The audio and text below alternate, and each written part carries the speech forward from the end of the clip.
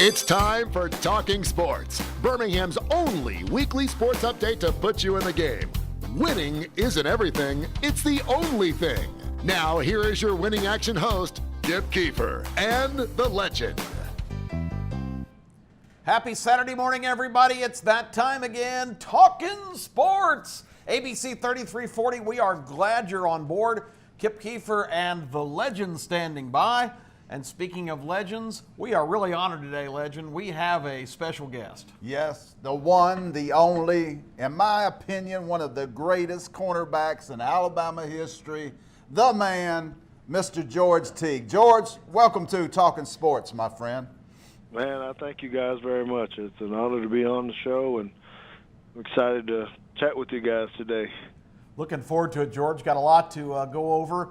I know I'd like to start out by saying that just setting aside your unbelievable career as a football player, there's not many guys on their resume, legend, that have Alabama Crimson Tide, Green Bay Packers, and Dallas Cowboys, arguably probably the three most iconic high-level brands you could possibly be involved with. This guy played for every single one of them. Yeah, what an honor to have you on the show. George, what was it like to play for the Alabama Crimson Tide? Man, it was an honor, first of all, but it's definitely, let me see, how would you put it? It's exciting, it's challenging, it's winning, it's competing. You know, it's definitely not something I take for granted. I had the opportunity to go to a lot of different places to play a lot of different schools, and it did become pretty evident fairly quickly in my recruiting process that, you know, it was definitely a top choice for me, and then obviously being a final one for me. But coming in under Curry and then playing under Stallings, man, it's lifetime memories, lifetime memories. Amazing, and not only that, we talked about iconic programs. The 1 year George played high school ball here in Alabama was at Jeff Davis, which pretty much ranks right up there in high school traditions. So, George, you really didn't make many bad steps along the way. No, I appreciate it. You know, I've been fortunate, like you said, through high school to play in some really good programs, college, pros. It's been unbelievable that people have been able to play with it. You know, most people don't even – you name the teams, but think about it in the pros, man. Like my quarterback was Brett Favre. Wow. My quarterback at the Dolphins was Dan Marino. Mm-hmm. Then my quarterback at the Cowboys was Troy Aikman. Wow. I mean, you're talking about legends, man. I'm glad to be able to have been associated and see how these guys actually worked and made it to that level. Well, there's no doubt, and I bet if you had $1 for every time you've had to talk about this or review it, but of course you are well known and always remembered for one of legend, arguably the greatest plays in college football history. Yeah, I seen recently they had the top 10 rundowns of all time, and George's rundown of Lamar Thomas in the Sugar Bowl was the #1 play, all-time rundown by a cornerback, and it was an amazing play. So we're going to show it right here, George, the play at the Sugar Bowl.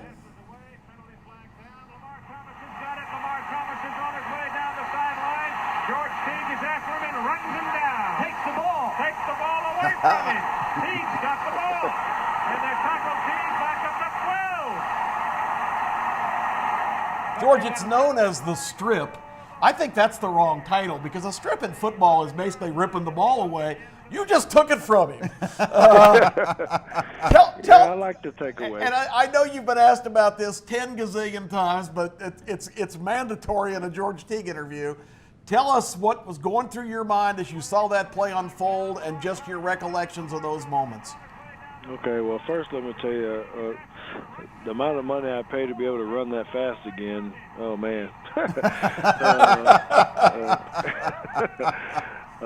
But, you know, doing that play, it's funny how when you're in the middle of a play, it kind of slows down. That play probably took, I don't know, 7 or 8 seconds, but it seemed like it was eternity because when I was out of position, because I was, and not, I was kind of taking the play off, man. I'm being an open book here, and I thought we were in a good position.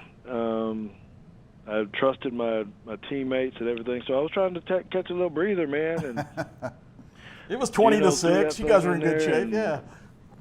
And I panicked, bro. I panicked, and that's when you said, "What are you thinking?" And it, literally, I was having a conversation with myself. The first part would have some explicatives, so I can't say those.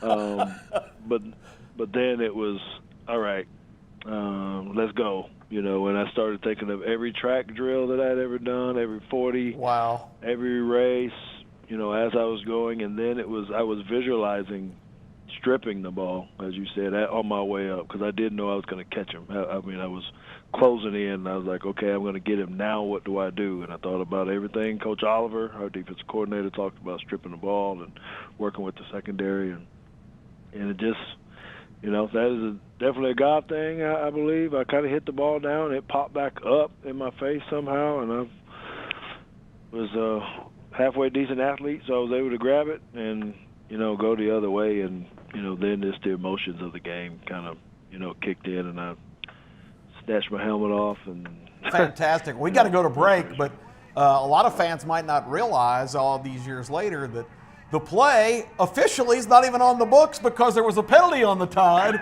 but the play prevented either a touchdown or a 70-yard gain for Miami. So the play is still legendary despite the fact that officially you don't even get credit for it. So it's one of those kind of interesting quirks of history. We're going to take a quick break, and when we come back, more on that Sugar Bowl and a whole lot more with George Teague. We'll be right back.